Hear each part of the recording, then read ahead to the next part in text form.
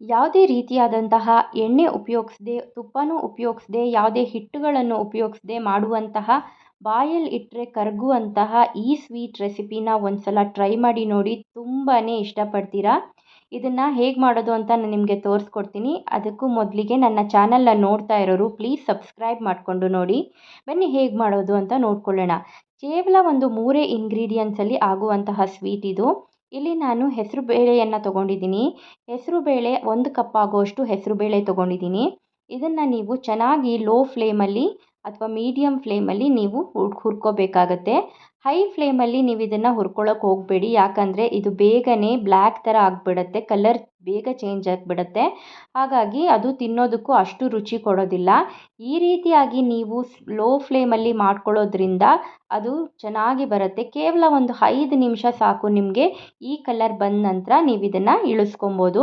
ಈಗ ಸ್ವಲ್ಪ ತಣ್ಣಗಾದ ನಂತರ ನಾನಿಲ್ಲಿ ಒಂದು ಮಿಕ್ಸಿ ಜಾರನ್ನು ತೊಗೊಂಡಿದ್ದೀನಿ. ಯಾವುದೇ ರೀತಿಯಾದಂತಹ ನೀರಿರಬಾರ್ದು ಮಿಕ್ಸಿನ ಜಾರಲ್ಲಿ. ಈಗ ನಾನು ಇದನ್ನು ಹೆಸರು ಬೇಳೆಯನ್ನು ಇದಕ್ಕೆ ಹಾಕ್ಕೊಳ್ತಾ ಇದ್ದೀನಿ. ಪೂರ್ತಿಯಾಗಿ ತಣ್ಣಗಾಗಿದೆ ನೋಡಿ. ಇಷ್ಟು ಕಲರ್ ಚೇಂಜ್ ಆದರೆ ಸಾಕು.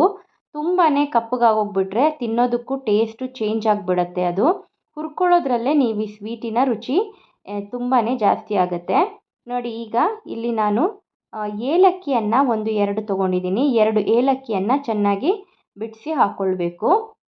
ನಂತರ ನಾನಿಲ್ಲಿ ಹಸಿ ಕಾಯಿ ತುರಿ ಬರುತ್ತಲ್ವ, ಅದನ್ನು ತೊಗೊಂಡಿದ್ದೀನಿ. ಅದನ್ನು ಕೂಡ ಇದಕ್ಕೆ ಸೇರಿಸ್ಕೊಳ್ತಾ ಇದ್ದೀನಿ. ಈಗ ಇದನ್ನು ಕ್ಲೋಸ್ ಮಾಡಿಬಿಟ್ಟು ಚೆನ್ನಾಗಿ ನೀರು ಹಾಕದೇನೆ ಈ ಥರ ಗ್ರೈಂಡ್ ಮಾಡ್ಕೊಳ್ಬೇಕು.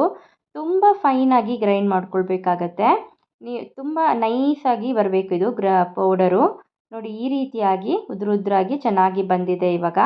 ಈಗ ನಾನಿಲ್ಲಿ ಒಂದು ಪ್ಯಾನ್ಗೆ 1 ಕಪ್ ಆಗುವಷ್ಟು ಬೆಲ್ಲನ ತೊಗೊಂಡಿದ್ದೀನಿ. ನಾನಿಲ್ಲಿ ಆರ್ಗ್ಯಾನಿಕ್ ಬೆಲ್ಲ ತೊಗೊಂಡಿರೋದ್ರಿಂದ ಡೈರೆಕ್ಟಾಗಿ ಹಾಕ್ಕೋತಾ ಇದ್ದೀನಿ.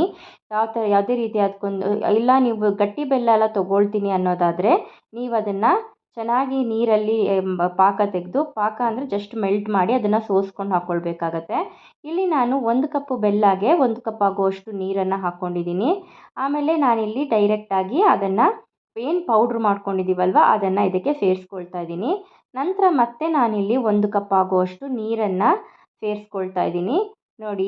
ಟೋಟಲಿ ಇಲ್ಲಿ ನಾನು ಬೆಲ್ಲ ಮತ್ತು ಇದಕ್ಕೆ ಸೇರಿ 2 ಕಪ್ ಆಗುವಷ್ಟು ನೀರನ್ನು ಹಾಕ್ಕೊಂಡಿದ್ದೀನಿ. ಮೀಡಿಯಮ್ ಫ್ಲೇಮಲ್ಲಿ ನೀವು ಇದನ್ನು ಚೆನ್ನಾಗಿ ಈ ಥರ ತಿರ್ವಾಕೋತಾ ಬರಬೇಕಾಗತ್ತೆ. ನೀವು ಕೈ ಆಡಿಸ್ತಾನೆ ಇರಬೇಕು, ಇಲ್ಲ ಅಂದರೆ ಉಂಡೆ ಕಟ್ಟಿಬಿಡುತ್ತೆ, ಚೆನ್ನಾಗಿ ಬರೋದಿಲ್ಲ. ಮತ್ತು ಈ ಸ್ವೀಟಲ್ಲಿ ನೀವು ಹೈ ಫ್ಲೇಮ್ ಇಡೋದಕ್ಕೆ ಹೋಗಬಾರ್ದು. ತುಂಬಾ ಈಸಿಯಾಗಿ ಕೇವಲ ಒಂದು 5 ನಿಮಿಷದೊಳಗಡೆ ಇದು ಗಟ್ಟಿಯಾಗಿ ಹೋಗ್ಬಿಡುತ್ತೆ. ತುಂಬಾ ಚೆನ್ನಾಗಿ ಬರುತ್ತೆ. ಬೇಳೆ ಕೂಡ ನಾವು ಬೇಗನೆ ಮೊದಲಿಗೆ ಹುರ್ಕೊಂಡಿರೋದ್ರಿಂದ ನಿಮಗೆ ಅಷ್ಟೇನು ಬೇಯಿಸೋದು ಏನು ಬೇಕಾಗಲ್ಲ ಇದು ನೋಡಿ. ರಾಗಿ ಮುದ್ದೆ ಹೇಗೆ ಮಾಡ್ತೀವಲ್ವ ಅದೇ ರೀತಿಯಾಗಿ ನಾವು ಇದನ್ನು ತಿರ್ವಾಕ್ಕೋಬೇಕು. ಕಾಯಿ ತುರಿ ಹಾಕಿರೋದ್ರಿಂದ ಎಣ್ಣೆ ಕೂಡ ಅದು ಚೆನ್ನಾಗಿ ಬಿಡುತ್ತೆ. ಇಲ್ಲಿ ನಾವು ಸೆಟ್ ಮಾಡ್ಕೊಳ್ಳೋದಕ್ಕೋಸ್ಕರ ನಾನಿಲ್ಲಿ ಬಾದಾಮನ್ನು ಚಿಕ್ಕದಾಗಿ ಕಟ್ ಮಾಡಿಕೊಂಡು ಇಲ್ಲಿ ಸೇರಿಸ್ಕೊಂಡಿದ್ದೀನಿ.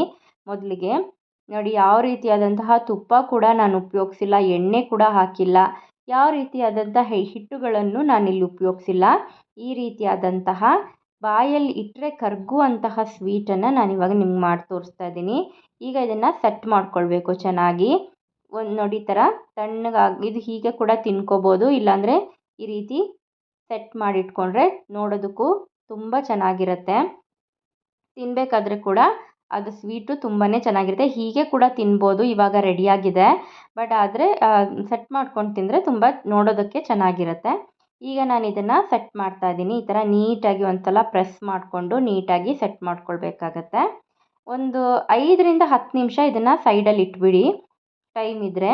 ಈಗ ಒಂದು 10 ನಿಮಿಷದ ನಂತರ ನಾನಿವಾಗ ನಿಮಗೆ ತೋರಿಸ್ತೀನಿ ನೋಡಿ.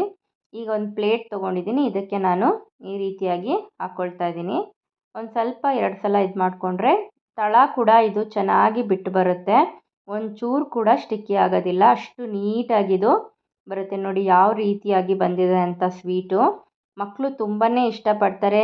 ಮತ್ತು ಬೇಸಿಗೆ ಕಾಲದಲ್ಲಿ ಕೂಡ ತುಂಬಾ ಒಳ್ಳೆಯದು, ದೇಹದ ಉಷ್ಣತೆ ಕೂಡ ಕಡಿಮೆ ಆಗುತ್ತೆ ನೋಡಿ. ತುಂಬ ಚೆನ್ನಾಗಿದೆ, ಟ್ರೈ ಮಾಡಿ.